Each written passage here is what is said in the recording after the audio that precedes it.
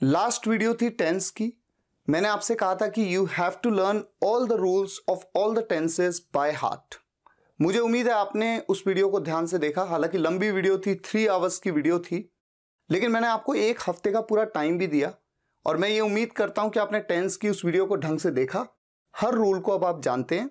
तो आज हम करेंगे प्रैक्टिस के लिए I have prepared 500+ sentences for you. और प्रैक्टिस करनी कैसे? जैसे मान लीजिए आपके सामने सेंटेंस है, रवि की मदद किस किसने की। जैसे ही आप सेंटेंस को देखते हैं, सबसे पहला क्वेश्चन आपके दिमाग में ये आना चाहिए कि ये किस टेंस का सेंटेंस है। मदद की, मदद करने की बात हो रही है और मदद करना तो एक क्रिया है, इसका मतलब ये किसी न किसी टेंस में है। अब यहां पर देखिए, मदद की, आया गया, उठा बैठा, रोया सोया, हंसा जागा, नाचा गाया, खेला कूदा, ली दी की, उसने किताब ली, उसने किताब दी, मैंने गलती की, मैंने मदद की। इस तरह के सेंटेंसेस होते हैं पास्ट इंडेफिनिट टेंस में। तो सबसे पहला काम, टेंस की पहचान कर ली, पास्ट इंडेफिनिट टेंस। दूसरी बात, हमें यह पता है कि यहां पर वर्ब क्या है, क्रिया क्या है, यहां पर मदद करना। मदद करने को क्या कहते हैं? हेल्प। ठीक है। अब तीसरी चीज जो पहचाननी है वो ये पहचाननी है कि सब्जेक्ट क्या है। सब्जेक्ट की पहचान करनी है। आप जब इस सेंटेंस को देखेंगे आपके मन में आ सकता है कि सब्जेक्ट है रवि, क्योंकि रवि शुरुआत में लिखा है सेंटेंस के, रवि दिख रहा है, कोई व्यक्ति का नाम है, यह सब्जेक्ट हो सकता है। लेकिन अगर ध्यान से देखें तो सब्जेक्ट के बारे में ही पूछा जा रहा है कि रवि की मदद किस किसने की। जिस जिसने की, यानी मदद करने का काम जिस जिसने किया, वही तो सब्जेक्ट है।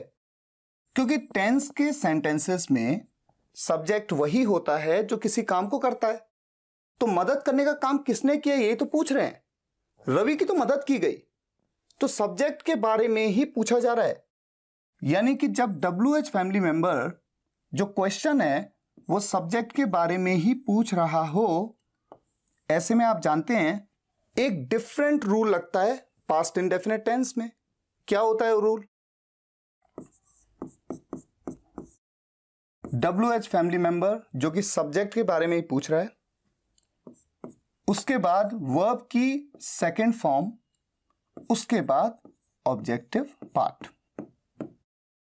अब जब आप इस सेंटेंस को बनाएंगे तो WH फैमिली मेंबर जो सब्जेक्ट के बारे में ही पूछ रहा है वो क्या है? किस किसने की, यानी कौन कौन था जिसने मदद की रवि की। तो कौन कौन के लिए क्या कहते हैं? Who, all. उसके बाद मदद करना, हेल्प, उसकी सेकंड फॉर्म हेल्प्ड। उसके बाद ऑब्जेक्टिव पार्ट, किसकी मदद की? रवि की help Ravi. Who all help Ravi. Simple. तो इस तरह से ये सेंटेंस बनेगा।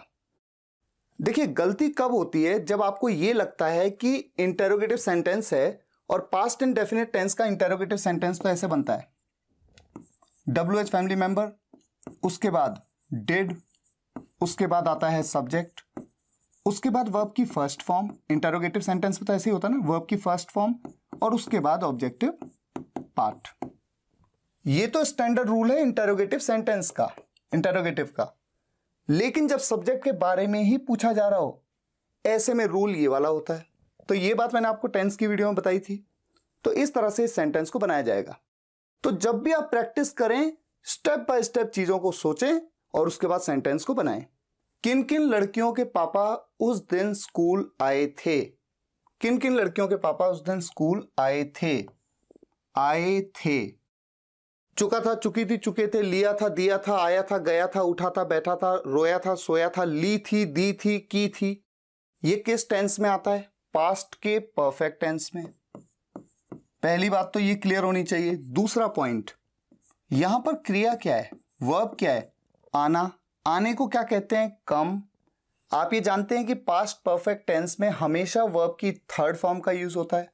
कम की थर्ड फॉर्म क्या होती है? वो भी होती है कम। 3 फॉर्म्स होती है ना, कम, केम, कम। थर्ड फॉर्म भी कम होती है। ठीक है, बताइए यहां पर सब्जेक्ट कौन है? आने का काम जिसने किया था वही तो सब्जेक्ट है। तो किन किन लड़कियों के पापा उस दिन स्कूल आए थे? तो जिन जिन लड़कियों के पापा आए थे उन्हीं के बारे में तो पूछा जा रहा है। किन किन लड़कियों के पापा? मान लीजिए मैं कहूं रवीना के पापा, नेहा के पापा, श्रद्धा के पापा, इन 3 लड़कियों के पापा उस दिन स्कूल आए थे, तो वही तो सब्जेक्ट है। यानी सब्जेक्ट के बारे में ही पूछा जा रहा है, जैसे पिछले सेंटेंस में था। ठीक है, यहां पर सब्जेक्ट नहीं दिया गया है, बल्कि सब्जेक्ट के बारे में ही पूछा गया है। जब WH फैमिली मेंबर सब्जेक्ट के बारे में ही पूछ रहा हो, ऐसे में सबसे पहले उसके बारे में बताएंगे, उसके बाद हैड, उसके बाद वर्ब की थर्ड फॉर्म और फिर ऑब्जेक्टिव पार्ट। अब इस रूल के हिसाब से सेंटेंस बनेगा। कैसे बनेगा? WH फैमिली मेंबर क्या है, ये बात मैंने WH फैमिली मेंबर की वीडियो में बताया था कि कैसे बोलते हैं इस बात को। किन किन लड़कियों के पापा, विच ऑल गर्ल्स फादर्स। ये पूरा का पूरा हो गया मेरा WH family member which all girls fathers, जो कि सब्जेक्ट के बारे में ही पूछ रहा है। ठीक है, किन किन लड़कियों के पापा। अच्छा, लड़कियां एक से ज्यादा हैं, ऐसे में प्लूरल गर्ल्स कहा, और लड़कियों के पापा, लड़कियों के लिए अपोस्ट्रोफी एस नहीं लगाया, क्योंकि ये बात भी मैंने आपको एक वीडियो में बताई कि जब कोई प्लूरल वर्ड जिसके एंड में एस होता है उसके बाद अपोस्ट्रोफी एस नहीं, केवल अपोस्ट्रोफी लगता है। ठीक है, का के लिए, लड़की का, पापा का, और उन लड़कियों के पापा चूंकि एक से ज्यादा हैं, fathers. Which all girls fathers, ये तो क्लियर है। हैड, वर्ब की थर्ड फॉर्म आना, कम, और उसके बाद ऑब्जेक्टिव पार्ट में कुछ है, हाँ, कम टू स्कूल उस दिन, दैट डे। ये पूरा ऑब्जेक्टिव पार्ट लिख देते हैं, क्वेश्चन मार्क। ठीक है, which all girls fathers had come to school that day. यही एक तरीका इस सेंटेंस को बनाने का, इसके अलावा कोई तरीका नहीं है। और आप इस सेंटेंस को 100% करेक्ट बना सकते हैं अगर आपने पिछली टेंस की वीडियो को ध्यान से पूरा देखा था। सेंटेंस नंबर 3 है, कल वो सुबह से घर साफ कर रहा होगा। रहा होगा, रही होगी, रहे होंगे, ऐसे ही देखते हमें समझ में आ गया कि फ्यूचर का कंटिन्यूअस है। लेकिन जैसे का सुबह से, समय से की बात हो गई, क्लियर हो गया कि ये फ्यूचर का परफेक्ट कंटिन्यूअस टेंस है। अब टेंस की पहचान तो हो गई, अब हम देख लेते हैं कौन कर रहा होगा साफ। साफ करना यहां पर काम है, साफ करना जिसे हम क्लीन कहते हैं, तो वर्ब है क्लीन। आप ये जानते हैं कि कोई भी कंटिन्यूअस टेंस होता है, चाहे वो कंटिन्यूअस हो, परफेक्ट कंटिन्यूअस हो, हमेशा उसके साथ में आईएनजी लग के आएगा। ठीक है, वर्ब के साथ आईएनजी। तीसरी बात, सब्जेक्ट कौन है, उस काम को कौन कर रहा होगा, वो कर रहा होगा। लड़का है तो मैंने कहा ही, लड़की हो नहीं सकती, अगर लड़की होती तो मैं क्या कहता, कल वो सुबह से घर साफ कर रही होगी, रही होगी बोलता, तो ये तो है ही। रूल क्या कहता है, ये कैसा सेंटेंस है, अफर्मेटिव सेंटेंस है, क्योंकि यहां पर नहीं भी नहीं आ रहा, कोई क्वेश्चन भी नहीं पूछा गया। सब जानते हैं अफर्मेटिव सेंटेंस का रूल क्या होता है, सब्जेक्ट, उसके बाद फ्यूचर परफेक्ट कंटिन्यूअस टेंस में आप यूज करते हैं will have been. Will have been के बाद वर्ब की फर्स्ट फॉर्म के साथ आईएनजी, उसके बाद ऑब्जेक्टिव पार्ट, उसके बाद आप समय से के लिए सिंस, फ्रॉम या फॉर का यूज करते हैं। इस टेंस में आप इन 3 में से किसी एक का यूज करते हैं। सिंस या फ्रॉम का यूज मैंने आपको बताया था कैसे, डेफिनेट टाइम से के लिए करते हैं, किसी निश्चित समय से, और फॉर का यूज ड्यूरेशन के लिए, और उसके बाद आप बता देते हैं जो भी टाइम है। ठीक है, तो अफर्मेटिव सेंटेंस का ये रूल होता है। ठीक है, इसके हिसाब से अगर हम बनाएं, सब्जेक्ट है वो ही, विल हैव बीन, वर्ब की फर्स्ट फॉर्म क्लीन, क्लीनिंग, क्या क्लीन कर रहा है, घर, the house, cleaning the house. फिर आगे हम बढ़ाते हैं, तो पहले इतने सेंटेंस को मैं लिख लेता हूं। अच्छा, यहां पर एक चीज और है, कल, कल यानी कि टुमारो, आने वाले कल की बात हो रही है। ठीक है, he will have been cleaning the house tomorrow कब से? सुबह से। ये सुबह आने वाली है या बीत चुकी है? ये तो आने वाली है। कल, कल आएगी ना ये सुबह। कल वो सुबह से घर साफ कर रहा होगा, तो आने वाली सुबह। और जब फ्यूचर से, भविष्य के किसी समय से की बात करते हैं तो फ्रॉम का यूज करते हैं। ये बात मैंने फ्यूचर परफेक्ट कंटिन्यूअस टेंस में बताई थी आपको, फ्रॉम द मॉर्निंग। तो अब ये कंप्लीट सेंटेंस देखिए क्या बन गया। He will have been cleaning the house tomorrow from the morning. इस सेंटेंस में जैसा आप हिंदी में देख रहे हैं कि पहले कह दिया कल, कल वो सुबह से घर साफ कर रहा होगा, तो कल यानी कि टुमारो का यूज आप शुरुआत में भी कर सकते हैं। Tomorrow he will have been cleaning the house from the morning. Sentence number 4, इस वक्त वो खाना खा रही होगी। रहा होगा, रही होगी, रहे होगे, क्लियर हो गया, फ्यूचर का कंटिन्यूअस टेंस है। और कहीं पे भी ऐसा नहीं बताया गया सुबह से, 2 घंटे से, 2 दिन से, यानी समय से नहीं बताया गया, तो परफेक्ट कंटिन्यूअस तो ये है नहीं, ये है फ्यूचर का कंटिन्यूअस। यहां पर क्रिया क्या है? क्या काम करने की बात करी जा रही है? खाना खाने की। तो खाना, खाने को हम कहते हैं ईट, ठीक है। सब्जेक्ट कौन है? देखिए, वो खाना खा रही होगी, यानी कोई लड़की है। वो के लिए हम क्या कहते हैं? शी। ये भी क्लियर हो गया। तो यहां पर इस सेंटेंस को हमें फ्यूचर कंटिन्यूअस टेंस के हिसाब से बनाना है। और ये अफर्मेटिव सेंटेंस है, नहीं है, कोई क्वेश्चन नहीं है। कैसे बनता है सेंटेंस? सबसे पहले आप क्या कहते हैं? सब्जेक्ट, उसके बाद विल बी, उसके बाद वर्ब की फर्स्ट फॉर्म प्लस आईएनजी, और उसके बाद बचा हुआ ऑब्जेक्टिव पार्ट। इस हिसाब से अगर मैं इस सेंटेंस को बनाऊं तो कैसे बनाऊंगा? सबसे पहले सब्जेक्ट शी, उसके बाद शी विल बी, उसके बाद ईट, ईट की फॉर्म कौन सी? आईएनजी के साथ। ईट की first form ING, she will be eating. क्या खा रही होगी? खाना। ऑब्जेक्टिव पार्ट में क्या आ गया? खाना। She will be eating the food. और फिर मैंने कहा इस वक्त, ये भी तो ऑब्जेक्टिव पार्ट में ही है। इस वक्त यानी कि राइट नाउ या एट दिस टाइम मैं कह सकता हूं। तो मान लीजिए मैं कह देता हूं राइट नाउ। क्या ये सेंटेंस बिल्कुल सही बन गया? नहीं, ये सेंटेंस सही नहीं है। क्यों नहीं है? यहां पर विल का यूज नहीं होगा, ये बात मैंने आपको बताई है। यहां पर यूज होगा वुड। ऐसा क्यों? क्योंकि इस सेंटेंस में फ्यूचर में किसी काम को सब्जेक्ट कर रहा होगा ऐसी बात नहीं हो रही। फ्यूचर में नहीं, मैं क्या कह रहा हूं? इस वक्त वो खाना खा रही होगी, यानी मैं तो प्रेजेंट की बात कर रहा हूं। तो जब भी सेंटेंस में भले ही रहा होगा, रही होगी, रहे होगा आ गया, लेकिन विल भी नहीं आएगा, क्योंकि इस सेंटेंस की बात, इस सेंटेंस में फ्यूचर की बात नहीं हो रही है, भविष्य में किसी काम को करने की बात नहीं हो रही है। हां, अगर मैं ऐसा कहता 2 बजे, शाम को 2 बजे, ये दोपहर में 2 बजे, ये कल वो खाना खा रही होगी, तब होती फ्यूचर की बात कि सब्जेक्ट किसी काम को भविष्य में कर रहा होगा, ऐसे में विल भी आता। यहां पर तो क्या आएगा? Would be. अब इस सेंटेंस को आप बनाने की कोशिश करिए। मैं 2007 में उसके साथ दिल्ली में रहता था। आप वीडियो को पॉज करिए, बनाइए, बना करके फिर देखिए कैसे मैं बनाता हूं। इस सेंटेंस में ताती थी आया, रहना यहां पर क्रिया है, क्रिया के साथ लग के आ गया ता, उसके बाद थाती थी, तो कौन सा टेंस हो गया? पास्ट का इंडेफिनिट टेंस। ये तो बिल्कुल क्लियर है।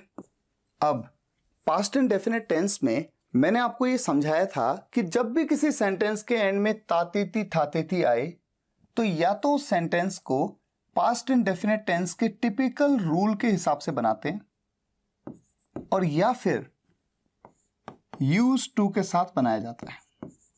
ध्यान है आपको? अब देखिए, अगर पास्ट इंडेफिनिट टेंस के टिपिकल रूल के हिसाब से हम बनाएं तो पहले समझ लेते हैं सब्जेक्ट हूं मैं, क्योंकि रहने का काम कौन करता था? मैं करता था। क्रिया है रहना, रहना यानी कि लिव, ठीक है, LIV लिव। तो पास्ट इंडेफिनिट टेंस का ये अफर्मेटिव सेंटेंस है। रूल क्या कहता है? पहले सब्जेक्ट, उसके बाद वर्ब की सेकंड फॉर्म, उसके बाद ऑब्जेक्टिव पार्ट। अगर इस हिसाब से मैं सेंटेंस को बनाता हूं, सब्जेक्ट हूं मैं आई, रहना क्रिया है रहना, लिव की सेकंड फॉर्म लिव्ड, किसके साथ रहता था? उसके साथ। आई लिव्ड विद हिम। कहां रहता था? दिल्ली में रहता था। इन दिल्ली। कब रहता था? 2007 में। In 2007। I lived with him in Delhi in 2007। तो एक तरीका तो ये हो सकता है I lived with him in Delhi in 2007। और दूसरा तरीका यूज्ड टू के साथ में कैसे होगा, आई सब्जेक्ट तो वही, यहां पर यूज्ड टू आ जाता है, आई यूज्ड टू, और उसके बाद वर्ब की फर्स्ट फॉर्म आती है। ये बात मैंने पास्ट इंडेफिनिट टेंस में बताई है, I used to live with him in Delhi in 2007। ये एज इट इज यहां पर आ जाएगा। ठीक है, तो केवल इन दो तरीकों से इस सेंटेंस को बनाया जा सकता है, इसके अलावा कोई और तरीका नहीं है। अगर आपने इन दो तरीकों में से किसी एक तरीके से बनाया, इसका मतलब सही बनाया, नहीं बनाया तो गलत बनाया। आपको उस वीडियो को देखना है और पास्ट इंडेफिनिट टेंस को ढंग से समझना है। नेक्स्ट सेंटेंस, तुम्हें ये किसने बताया, तुम्हें ये किसने बताया। बताया, बताना क्रिया है और वहीं पे एंडिंग हो गई सेंटेंस की। आया गया, उठा बैठा, रोया सोया, हंसा जागा, नाचा गाया, खेला कूदा, बताया, दिलाया, दी, की, ली, पास्ट का इंडेफिनिट टेंस। सेंटेंस इंटेरोगेटिव है। सेंटेंस में सब्जेक्ट कौन है बताइए, बताने का काम किसने किया, यही तो पूछा। जिसने किया उसी के बारे में तो पूछ रहे हैं, किसने किया, कौन है वो जिसने किया, कौन है वो जिसने तुम्हें ये बताया। तो सब्जेक्ट के बारे में ही पूछा जा रहा है। जब सब्जेक्ट के बारे में ही पूछा जाता है तो ऐसे में क्या करते हैं, कौन सा रूल यूज करते हैं, WH फैमिली मेंबर जो सब्जेक्ट के बारे में ही पूछ रही है, उसके बाद वर्ब की सेकंड फॉर्म और उसके बाद objective part. Past indefinite tense में ये बात क्लियरली बताइए, आपको समझाइए। किसने बताया, हु, बताने को टेल कहते हैं, टेल की सेकंड फॉर्म टोल्ड। किसे बताया, तुम्हें, हु टोल्ड यू, क्या, ये, who told you this. Simple. इसके अलावा अगर कोई और तरीके से आपने इस सेंटेंस को बनाया तो गलत बनाया। कई बार स्टूडेंट्स इंटेरोगेटिव सेंटेंस है पास्ट इंडेफिनिट टेंस का, तो कुछ इस तरह से भी सेंटेंस को बना देते हैं, हु डिड, क्योंकि पास्ट इंडेफिनिट टेंस के इंटेरोगेटिव सेंटेंस में डिड आता है, लेकिन वो तब आता है जब हमें सब्जेक्ट दिया होता है। जब सब्जेक्ट के बारे में ही पूछा जाता है तो स्पेशल केस का रूल थोड़ा सा अलग है। अदरवाइज कैसे बना देते हैं, who did tell you this, tell you this, और ये बिल्कुल गलत है। तो इस तरह से सेंटेंस को आप नहीं बना सकते, यही एक तरीका है, who told you this. Next sentence, Aman को किसका भाई रोज कॉल करता है। अभी आप निश्चिंत रहिएगा, मैं बताऊंगा कहां पर मिलेंगे आपको बहुत सारे सेंटेंसेस 500 प्लस जिनकी आपको प्रैक्टिस करनी है, लेकिन अभी मैं कुछ सेंटेंसेस ले रहा हूं ताकि थोड़ा सा रिवीजन भी हो जाए आपका। अमन को किसका भाई रोज कॉल करता है, तातेती। कॉल करना ये क्रिया है जिसे हम कहते हैं कॉल, CALL, और उसके साथ लग गया तातेती के साथ है हूं, प्रेजेंट का इंडेफिनिट टेंस। बताइए यहां पर सब्जेक्ट कौन है, कॉल करने का काम कौन करता है बताइए, सब्जेक्ट कौन है। आप में से कुछ लोग जिन्होंने पिछली वीडियो को नहीं देखा है, हो सकता है कंफ्यूज हो जाएं और कह दें कि अमन सब्जेक्ट है। बिल्कुल नहीं, कॉल करने का काम अमन थोड़ी करता है। अमन को तो कॉल करता है कोई, कौन करता है, किसका भाई करता है। जिसका भाई करता है वो है सब्जेक्ट, यानी सब्जेक्ट के बारे में पूछा जा रहा है किसका भाई करता है, क्योंकि कॉल करने का काम जो करता है वही तो सब्जेक्ट है, अमन नहीं है, अमन तो ऑब्जेक्ट है। ठीक है, ऐसे में प्रेजेंट इंडेफिनिट टेंस के इंटेरोगेटिव सेंटेंस का रूल क्या होता है, WH फैमिली मेंबर जब सब्जेक्ट को ही रेफर करे, ऐसे में बिल्कुल अफर्मेटिव की तरह वर्ब की फर्स्ट फॉर्म, उसके बाद S या ES का यूज कब, जब सेंटेंस कैसा होता है, थर्ड पर्सन सिंगुलर, और उसके बाद आ गया आपका ऑब्जेक्टिव पार्ट। ये बताया था आपको, क्वेश्चन मार्क।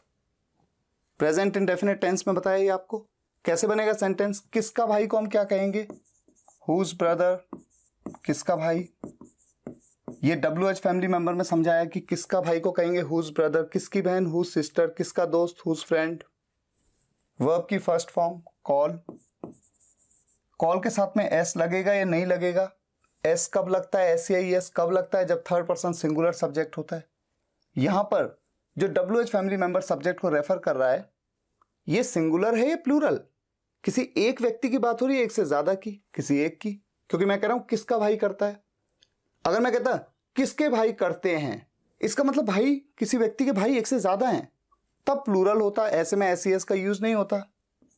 कॉल के साथ एस लगेगा, ईएस क्यों नहीं लगेगा, ये बात प्रेजेंट इंडेफिनिट टेंस में समझाई मैंने आपको। उसके बाद ऑब्जेक्टिव पार्ट, किसको कॉल करता है, अमन को। हुज ब्रदर कॉल्स अमन, कब करता है, रोज, डेली या एवरीडे। इस तरह से सेंटेंस बन गया। इसके अलावा इस सेंटेंस को बनाने का कोई तरीका नहीं है। अगर आप, कई बार होता है ऐसा, कंफ्यूजन होता है, जिनको ढंग से प्रेजेंट इंडेफिनिट टेंस नहीं आता है, वो इस सेंटेंस को डज या डू का यूज करके बना लेते हैं, क्योंकि उनको लगता है कि इंटरोगेटिव सेंटेंस है, डज या डू का तो यूज होना पड़ेगा। तो यहां पर वो जनरली इस सेंटेंस को कैसे बना लेते हैं, whose brother, WH family member. उसके बाद टिपिकल रूल जो प्रेजेंट इंडेफिनिट टेंस का है वो क्या है, डज या डू का यूज करना है।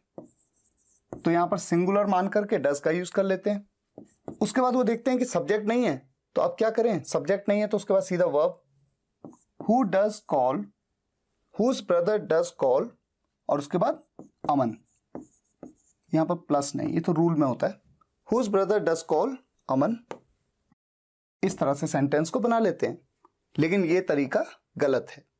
सही तरीका क्या है, हुज ब्रदर कॉल्स अमन एवरी डे। जब से वो आया है बस खेल रहा है। अगर आपको टेंस आते हैं तो जनरली आप किस तरह से सेंटेंस को बनाते हैं, जब से वो आया है, सिंस ही हैज कम, आया है, चुकाए चुकी है चुके हैं, लिया है दिया है, आया है गया है, उठा है बैठा है, रोया है सोया है, हंसा है नाचा है गाया है। सिंस ही हैज कम, जहां पर हैज का यूज किया जाएगा थर्ड पर्सन सिंगुलर सब्जेक्ट के बाद, और उसके बाद वर्ब की थर्ड फॉर्म, कम की थर्ड फॉर्म कम होती है। सिंस ही हैज कम, जब से वो आया है। यहां पर सिंस से पहले एवर का भी यूज कर सकते हैं, एवर सिंस ही हैज कम, जब से के लिए, ठीक है। बस खेल रहा है, कौन खेल रहा है, वो खेल रहा है, बस वो खेल रहा है, ही इज जस्ट प्लेइंग। अब ये जो तरीका है काफी क्लोज है सही तरीके के, लेकिन कहीं ना कहीं कुछ मिसिंग है। क्या मिसिंग है सोचिए। इस सेंटेंस में आप देखें, वो खेल रहा है, ये प्रेजेंट का कंटिन्यूअस टेंस है, लेकिन मैंने बता दिया जब से वो आया है, यानी कि किसी समय से खेल तो रहा है, लेकिन कब से खेल रहा है ये बात बता दी, जब से वो आया है, यानी एक पर्टिकुलर समय से की बात हो गई। इसीलिए तो सिंस का यूज करते हैं, या एवर सिंस, सिंस या एवर सिंस का जहां भी यूज हो गया, यानी किसी निश्चित समय से की बात हो गई। ऐसे में प्रेजेंट कंटिन्यूअस नहीं, प्रेजेंट परफेक्ट कंटिन्यूअस में सेंटेंस को बनाया जाएगा, और ऐसे में ऑक्सिलरी वर्ब यूज होगी हैज बीन। हैज बीन का use third person singular subject के साथ किया जाता है। यह बात मैंने आपको टेंस की वीडियो में अच्छे से समझाई है। तो इस सेंटेंस को सही मायने में कैसे बनाया जाएगा, since he has come he has been just playing, या फिर ever since he has come he has been just playing. आप इंग्लिश बोलना कब शुरू करोगे, शुरू करना ये क्रिया है, उसके साथ गागेगी लग के आया, फ्यूचर का इंडेफिनिट टेंस है, इंटरोगेटिव सेंटेंस है, सब्जेक्ट कौन है, आप, क्योंकि शुरू करने का काम कौन करेगा, आप करेंगे, ठीक है। कब शुरू करेंगे, WH फैमिली मेंबर, कब को हम क्या कहते हैं, व्हेन। फ्यूचर इंडेफिनिट टेंस के रूल के हिसाब से सबसे पहले WH फैमिली का मेंबर, उसके बाद विल का यूज जो कि उस टेंस की ऑक्सिलरी वर्ब है, उसके बाद सब्जेक्ट हैं आप, यू। उसके बाद क्या करना है, वर्ब की कौन सी फॉर्म, फर्स्ट फॉर्म, हमेशा फ्यूचर इंडेफिनिट टेंस में वर्ब की फर्स्ट फॉर्म क्या है, शुरू करना, स्टार्ट। अब उसके बाद आया ऑब्जेक्टिव पार्ट में इंग्लिश बोलना। अब बोलना तो अपने आप में एक वर्ब है, तो मैंने आपको टेंस की वीडियो में क्या बताया कि जब किसी वर्ब को, जब कोई वर्ब ऑब्जेक्टिव पार्ट में आ रही है तो टू के साथ आ जाती है, स्टार्ट टू, बोलने को स्पीक, और उसके बाद क्या बोलना, इंग्लिश।